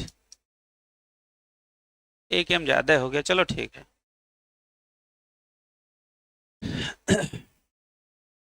अच्छा मान लो ये क्या होता है, ये सवाल कैसे बनता है, क्लियर है। जैसे एनर्जी एब्जॉर्ब किया गया कितना, मान लो, हाँ चलो चलो, अच्छा वही से बता दें, है ना। हमने मान लो एनर्जी एब्जॉर्ब कितनी की है, 100, और उसको कितने दो बराबर हिस्सों में एमिट किया, 50-50। अच्छा तो हम क्या नहीं लिख सकते, E बराबर E1 प्लस E2 प्लस और कुछ भी हो सकता है, 25-25 के 4 टुकड़ों में हमने एनर्जी को तोड़ दिया, है ना। तो आप देखो क्या लिखा, प्लस जितनी भी एनर्जी है सबको आप जोड़ते जाओ। क्लियर है, ठीक है। तो आपको एक इस टाइप का सवाल मिलेगा। इस तरीके से आपका पूरा प्लान पूरी तरीके से खत्म। अब आते हैं क्वेश्चंस पे, क्लियर है।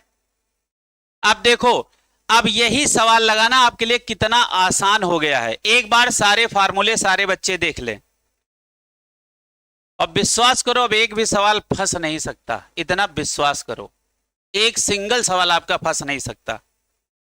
शुरू करें पहले सवाल से। क्वेश्चन नंबर पहला ये है, पढ़ें। क्वेश्चन नंबर पहला पढ़ो बेटा, सारे बच्चे पढ़ें। लिखा है कैलकुलेट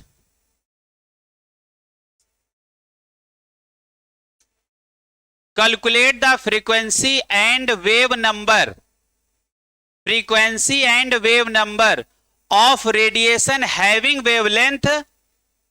बताओ, पिछली क्लास में हमने आपको वेव नंबर पढ़ाया था, पिछली क्लास में हमने आपको पढ़ाया था वेव नंबर का formula nu bar equal to 1/λ। पिछली क्लास याद आ रही है, जहां हमने आपको कुछ इंपॉर्टेंट टर्म पढ़ाए थे। जरा पलट के देख लो पिछली क्लास, और देखो वहां होगा एक वेव नंबर मिला है बेटा। हाँ कहां पे है, ये देखो। कौन सी हेडिंग है, दूसरी, पहली है, दूसरी। वेव नंबर चेक करो, वेव नंबर का फार्मूला मैंने यही लिखाया है, न्यू बार इक्वल टू 1/λ, है ना। अच्छा बताओ, लेमडा आपको दे रखा है ना, तो वेव नंबर आप पता नहीं कर लोगे। अच्छा फ्रीक्वेंसी आप निकाल लो, और फ्रीक्वेंसी का फार्मूला बताओ क्या होता है। वेरी गुड, बहुत बढ़िया। बहुत बढ़िया। बताओ नंबर 1, हम फ्रीक्वेंसी निकालना चाहते हैं, ठीक है, क्या निकालना चाहते हैं? फ्रीक्वेंसी। अच्छा, आपको हमने पढ़ाया है फ्रीक्वेंसी बराबर क्या होता है? C by lambda. सी हमको मालूम है 3 इंटू 10 की पावर 8, और लेमडा हमको दे रखा है कितना? 6000, और इंटू क्या है? एंगस्ट्रॉम में दिया गया है ना? एंगस्ट्रॉम में दिया गया है, आप उसको किस में चेंज कर लो, क्योंकि मीटर पर सेकेंड ऊपर रखा है, तो मीटर पर सेकेंड में चेंज कर लो, तो इसको मल्टीप्लाई क्या कर देंगे? 10 की पावर -10। चलो आंसर बताओ। अरे एंगस्ट्रॉम से मीटर पे चलेंगे, यूनिट को सेम करेंगे कि नहीं? सब लोग कैलकुलेट करके आंसर बताओ। फ्रीक्वेंसी कितनी आई? सही सही बताना बेटा, बहुत जल्दी नहीं।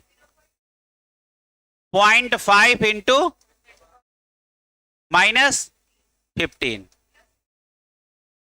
ये माइनस बेटा कहां से आ गया? तुम लोग अच्छा ऐसा करो, हम कर लेंगे बेटा, तुम लोग अपना अपना कर लो। ये माइनस कौन बोला था? माइनस कौन बोला? हाँ, माइनस पता नहीं कहां से आ गया। यहां माइनस कहां से आ जाएगा? ये ऊपर जाएगा तो प्लस में नहीं हो जाएगा? हाँ, अच्छा देखो भैया, अच्छा इसको क्या लिख सकते हो? कितने ये जीरो हैं? 3। ये 10 की पावर 3 है, 10 की पावर -10, तो ये कितना बचा? 10 की पावर -7 है ना? अब ये क्या लिख सकते हो? 3/6, और नीचे क्या लिख सकते हो? 10 की पावर, तुमको ऐसे बताना पड़ेगा, -7, और 10 की पावर क्या है? 8। अब ये क्या हो गया? 2, तो क्या हो जाएगा? 0.5 इंटू 10 की पावर बताओ 15। अच्छा ये पॉइंट खिसकाना आता है कि ये भी नहीं आता है? हाँ, तो इसको नहीं लिख सकते 5 इंटू 10 की पावर। अच्छा एक बात बताओ, पॉइंट कितने लोगों को खिसकाना आता नहीं होगा वैसे? क्लियर है? तो ये तो हो गई फ्रीक्वेंसी। देखो मेरी बात समझो, जिनको नहीं आता देखो मैं, चलो अच्छा ये भी सवाल लगवा देता हूं। अच्छा पहला सवाल आ गया आपका। अभी भी देखो, हम जानते हैं तुम लोग दिल की बात, कुछ लोग पॉइंट आगे पीछे करने में पावर में गड़बड़वाते हैं, ये हमें मालूम है, समझ रहे हो, हम सब जानते हैं। सुनो, दूसरा सवाल कौन सा है? Wave number nu bar equal to क्या हो जाएगा? 1/λ। क्लियर है? तो 1/λ कितना है? सीधे आप वेव नंबर निकाल दो, क्योंकि यहां मीटर यूनिट बराबर करने की कोई आवश्यकता है ही नहीं, क्योंकि जब एक ही यूनिट है तो यूनिट बराबर करने की कोई आवश्यकता नहीं। जब ऊपर नीचे अलग अलग यूनिटें हो तब चेंज किया करो। तो इसको आप कैलकुलेट कर लो। अच्छा दोनों आंसर आ गए, कोई प्रॉब्लम? हाँ बताओ बेटा शुभम। वहां आंसर जरूर चेक कर लेना कि यहां एंगस्ट्रॉम में रख के आंसर दिया है या मीटर में रख के आंसर दिया, ये आपका आंसर डिसाइड करेगा। क्लियर है? हो सकता है कि एंगस्ट्रॉम में डायरेक्ट रख के आंसर निकाल दिया हो सकता है इसको मीटर में कन्वर्ट करके निकाला हो। अच्छा तो ये तो हो गया पहला सवाल। अब देखो, अब देखो ये कहीं लिखा, मान लो 556.358 इंटू 10 की पावर -34, ये लिखा है। ये तुम्हारा सीखना है। अब मेरी बात को समझना, बोलो पीछे पॉजिटिव आगे निगेटिव, ये तो सबको आता होगा। पीछे पॉजिटिव है ना, पीछे पॉजिटिव है ना, और आगे निगेटिव, ये समझ पा रहे हो? पीछे पॉजिटिव आगे निगेटिव। अच्छा सुनो, ये है पॉइंट, ये देखो पीछे है और ये क्या है? आगे। पीछे जाएंगे तो पॉजिटिव में पावर जुड़ेगी और आगे जाएंगे तो निगेटिव में।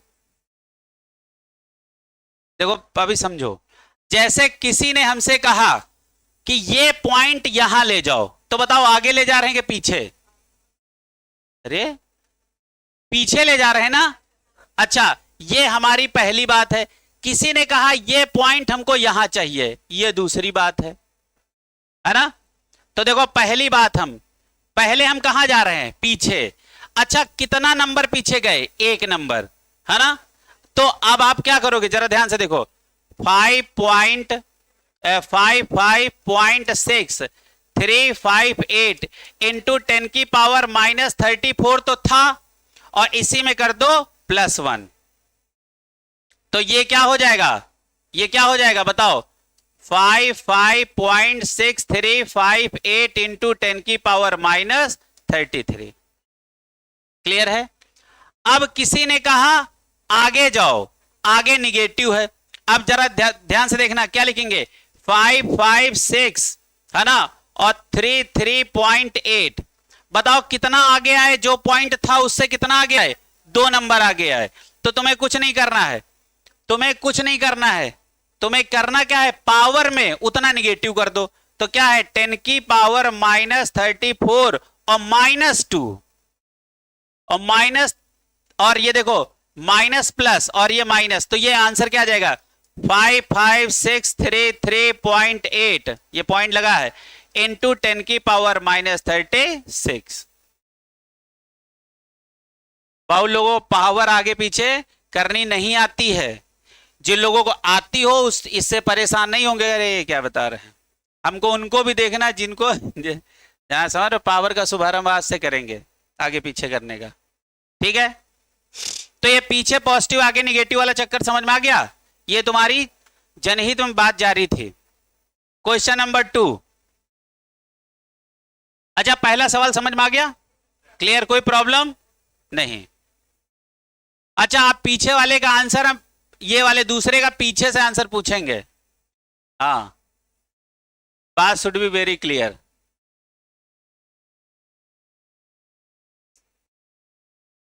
लगाओ सवाल, पहले पढ़ो, लिखा है calculate the energy of photon, किसमें, in joule having wavelength 3000 angstrom.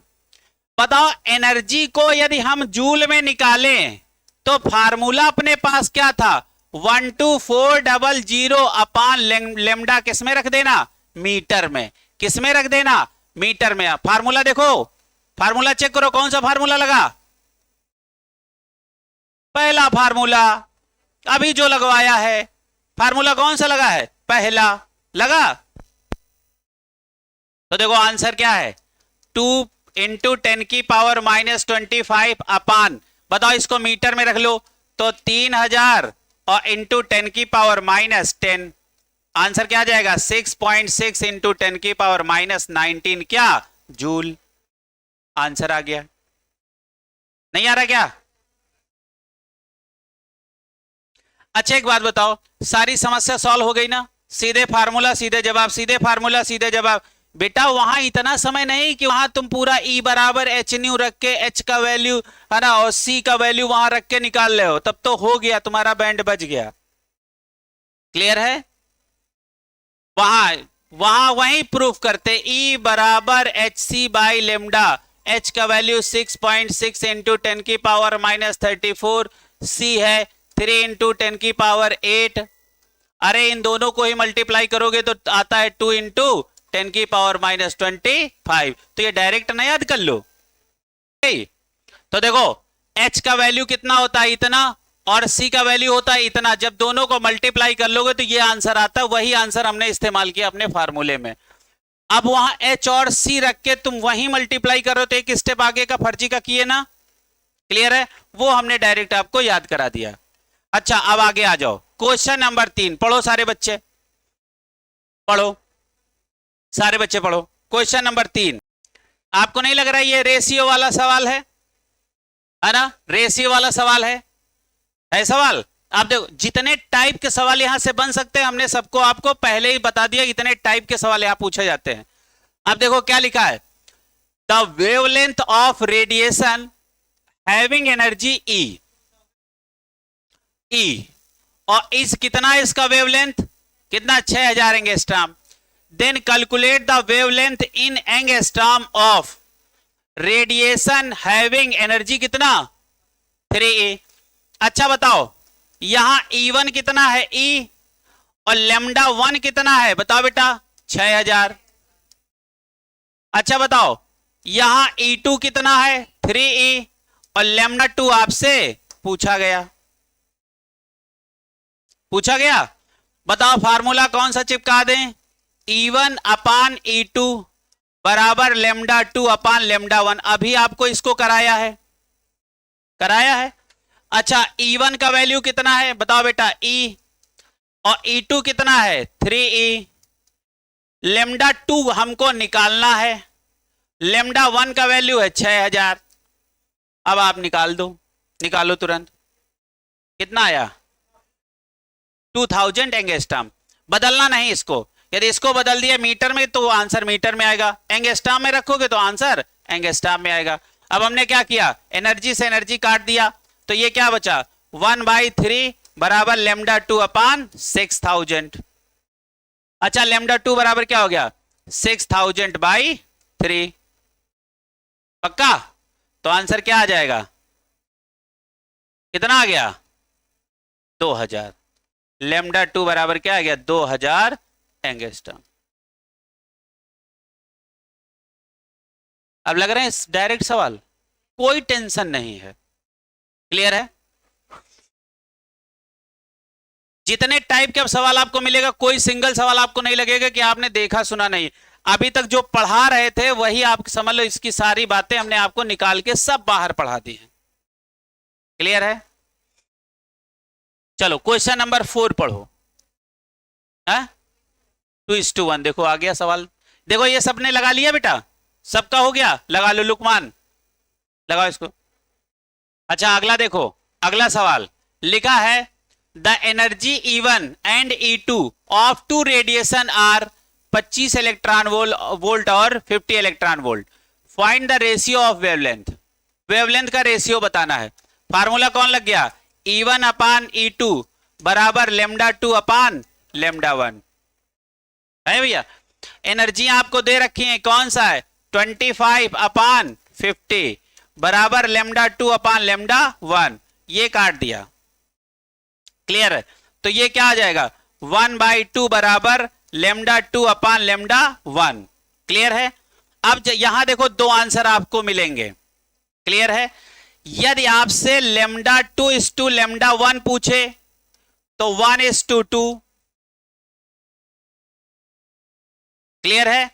और यदि आपसे लेमडा 1:2 लेमडा 2 पूछे तो 2:1। घूम तो नहीं गए? क्लियर है? अब जरा ये समझ में आया कैसे हुआ? देखो आज तुम इसको भी मैथ समझो क्या होता है। हाँ थोड़ी समझे, मैथ भी सीखते चलो अपने काम की। देखो ये लिखा 1/2 बराबर लेमडा 2 अपान लेमडा 1। पक्का?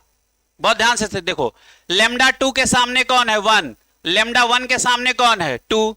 इसका मतलब ये लिखा है लेमडा 2:2 लेमडा 1 और बराबर क्या है, अब लेमडा 2 के सामने कौन है, लेमडा 2 के सामने 1, तो 1 के यहां रख लो, और लेमडा 1 के सामने कौन है 2, तो इस 2। ये आंसर ऐसे होता। क्लियर है? मैथ सीखो। लेकिन तुमसे आंसर उसने ये पूछा कि लेमडा 1 और लेमडा 2 का रेशियो, तो इसको एकदम उलट दो। अब जब इसको उलट दोगे तो क्या होगा, लेमडा 1 अपान लेमडा 2, तो ये 2 चला जाएगा ऊपर और ये आ जाएगा नीचे।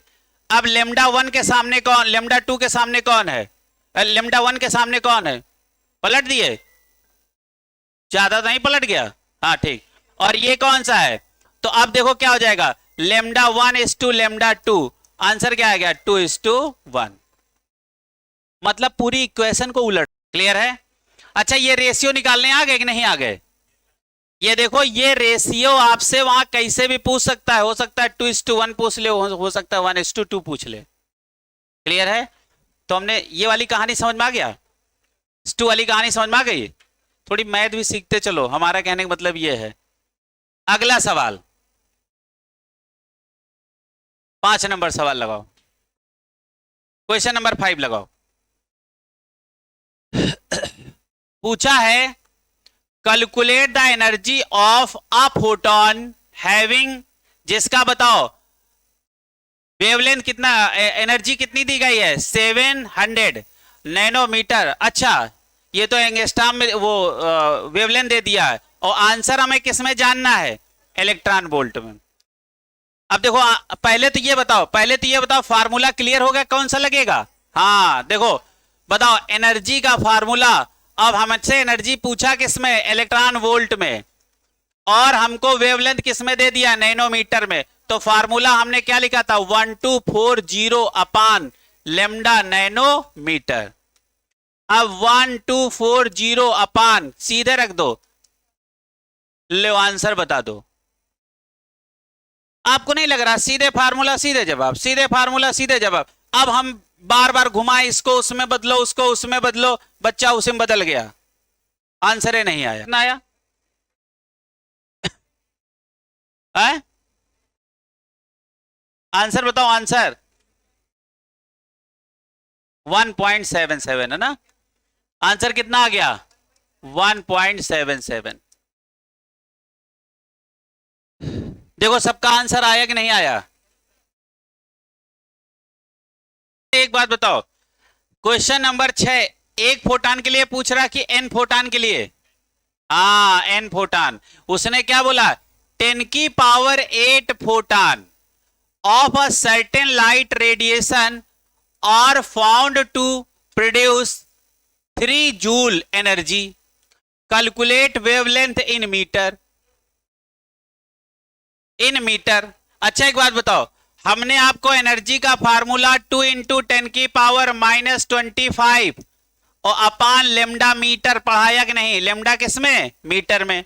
लेमडा मीटर में तुमसे पूछ रहा है, इसको यहां ले आओ, एनर्जी यहां ले आओ, तो लेमडा मीटर में आपको निकालना है, तो क्या हो जाएगा, 2 इंटू 10 की पावर -25 अपान एनर्जी यहां रख दो। अब देखो फार्मूला 2 इंटू 10 की पावर -25, एनर्जी कितनी है, 3। बस आंसर हमें बता दो। आपको नहीं लग रहा, कुछ नहीं करना, सीधे फार्मूला सीधे जवाब।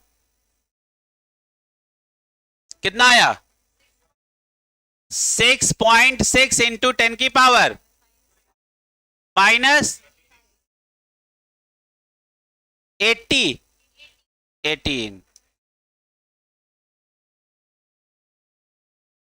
अच्छा सीधे आंसर बता दिए, अभी तो एन तो हुआ ही नहीं।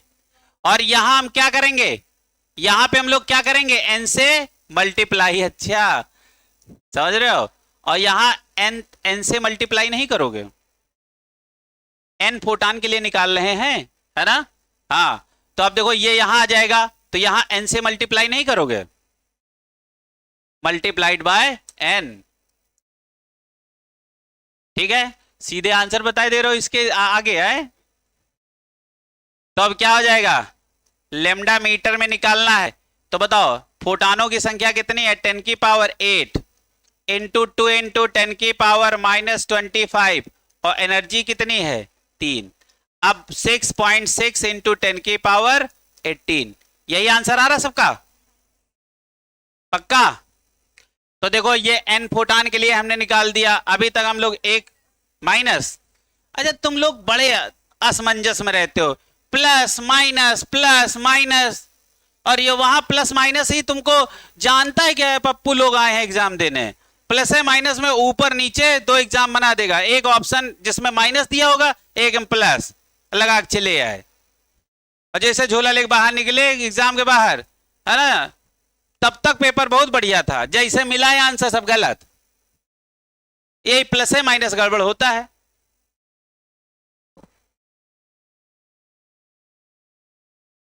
चलो अगला क्वेश्चन नंबर 7। हर टाइप का हम सवाल लगवाए दे रहे हैं, हर टाइप का सवाल। लिखो क्वेश्चन नंबर 7। क्वेश्चन नंबर 7 जो एनर्जी एब्जॉर्ब और एनर्जी एमिट वाला है। क्वेश्चन नंबर 7, जितने टाइप के हमने कॉन्सेप्ट पढ़ा है, सारे कॉन्सेप्ट का एक एक सवाल है आपके सामने। अच्छा एक बात बताओ, अब जरा पढ़ो, लिखा है a gas absorb a photon. कितना एब्जॉर्ब किया है, अ फोटान, एक फोटान, है ना। A gas absorb a photon of wavelength 300 nanometre and emits two radiation, इसको कितने हिस्सों में रेडिएट कर रहा है, एमिट कर रहा है? दो हिस्सों में। In which one having wavelength of 400 nanometre, find out the wavelength of another radiation. अच्छा, फार्मूला क्या बना? E बराबर E1 प्लस E2। E क्या है बेटा, क्या क्या बात, बताओ बताओ बताओ। अच्छा, हमसे पूछ लो ना। हाँ, अब सुनो। अच्छा, इसका फार्मूला क्या होगा? HC by lambda. अच्छा, इसका क्या होगा? HC बाई लेमडा 1 और प्लस क्या हो जाएगा? HC by lambda 2। देखो वेवलेंथ की बात कर रहा है ना, देखो तो हमने वेवलेंथ ऐसे निकाल ली। अच्छा बताओ, यहां से लेमडा कॉमन ले लोगे तो HC अपान लेमडा बराबर क्या हो जाएगा? HC कॉमन ले लो तो ये क्या बचाएगा? 1 अपान लेमडा 1 प्लस 1 अपान लेमडा 2। HC cancel. तो ये फार्मूला क्या बना बताओ बेटा? 1 अपान लेमडा बराबर 1 अपान लेमडा 1 प्लस 1 अपान लेमडा 2। क्लियर है? सवाल आपके सामने, फार्मूला आपके सामने, लगाओ लगाओ, सबका वैल्यू रख दो। बताओ लेमडा आपको कितना दिया? लेमडा ये कितना एब्जॉर्ब किया था? 1 अपान 300 बराबर लेमडा 1 कितना दिया गया उधर वाला बताओ? 1 अपान 400 और प्लस 1 अपान लेमडा 2 आपसे पूछा है।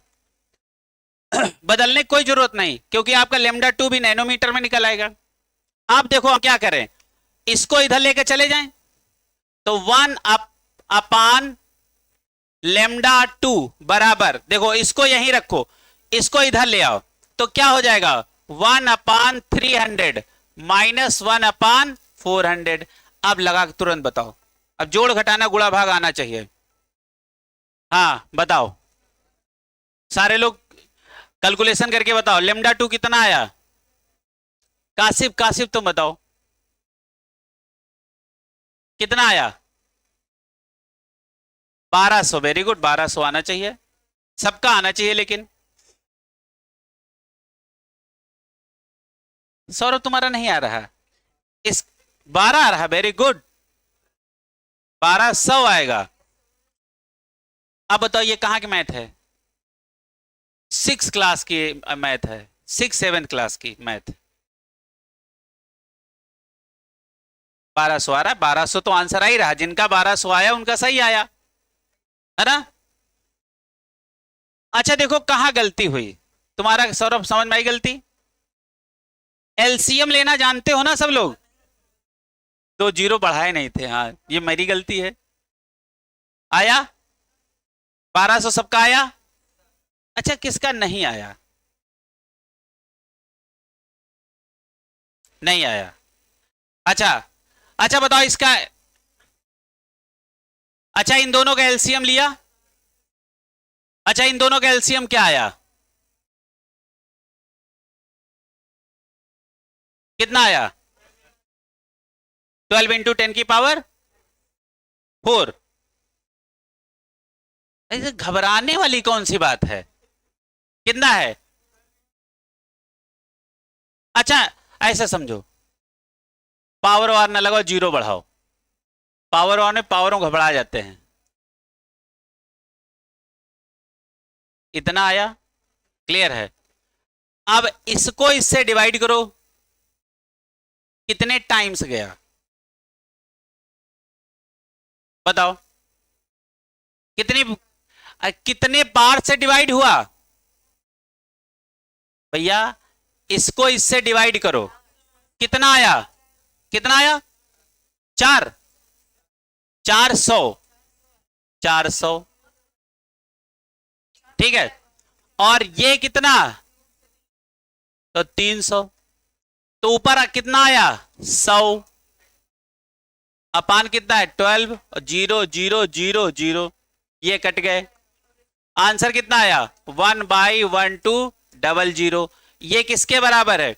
1 अपान लेमडा 2 बराबर 1 अपान 1200। ठीक, अब इसको उल्टा कर दो या इसको क्रॉस मल्टीप्लाई कर लो, इसको यहां ले जाओ, इसको यहां ले जाओ। ठीक, तो इसको यहां ले गए तो क्या हो गया 1200 इक्वल टू क्या हो गया लेमडा 2। देखो सबसे अच्छी बात क्या है, जब दो स्टेप का सवाल हो, जब दो स्टेप का सवाल हो, तुम कुछ ना किया एलसीएम में, कुछ ना करो, इसको इससे मल्टीप्लाई कर दो। बेटा इधर देखो, इसको इससे मल्टीप्लाई कर दो, इसको इससे मल्टीप्लाई किया तो क्या हो गया, देखो 4 को 3 से मल्टीप्लाई करो 12, और उसके आगे कितने जीरो बढ़ा दो 4, बढ़ा दिया। अब जो यहां लिखा हो इसको यहां कर दो, इसको यहां कर दो। तो देखो ये 300 वाला है तो यहां पे 400 कर दो, और 400 वाले की जगह 300 कर लो, क्रॉस मल्टीप्लाई। मतलब इसको उठा के यहां ले आओ और इसको उठा के यहां ले जाओ और नीचे दोनों को मल्टीप्लाई कर दो। फिर से समझो सौरभ, इतना लंबा लंबा कहां करोगे, अब थोड़ा मैथ सीखो। सब लोग जरा ध्यान से देखो, ये सबको आ गया ना। अच्छा चलो इसको एक बार हम करते हैं, फिर से हटाओ इसको सब, मान लो हम भूल गए, आंसर आ गया सब ठीक है, लेकिन थोड़ी मैथ सीख लो। जब दो स्टेप का आपको ऐसे प्लस या माइनस का चक्कर फंसे, क्लियर है, अब जरा ध्यान से, अब मैथ दिखा रहे हैं तुम लोग और सीखोगे नहीं उस समय, फिर आ गया है तो ठीक, नहीं आ गया तो आए करोगे। अब सुनो, जब ऐसा सवाल आपको मिले, ऐसा सवाल आपको मिले, तो आप कुछ ना करना, नीचे वाले को मल्टीप्लाई कर दो, पक्का, नीचे वाले को मल्टीप्लाई करके यहां रख दिया। अब इनकी वैल्यू को क्रॉस मल्टीप्लाई कर दो, इसको क्रॉस करोगे तो यहां 400 आएगा और यहां आ जाएगा 300, तो 400 माइनस 300, 400 माइनस 300, तो यह क्या आ जाएगा 100, और अपान 4 जीरो बढ़ा दो, यह आ गया 1 अपान। क्लियर है, तो लेमडा 2 इक्वल टू क्या हो जाएगा 1200।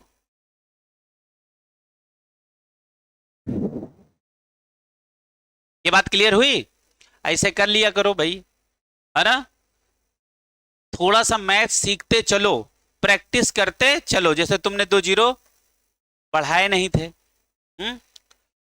तो अब अगली क्लास में कौन सा मॉडल आएगा, बोर मॉडल, है ना। अच्छा एक काम करना, आज प्लैंक वाले जितने भी हमने सवाल करवाए हैं, सारे सवाल आप घर पे जाके एक बार अपने मन से लगाइएगा, क्लियर है, नहीं तो काम बनेगा नहीं।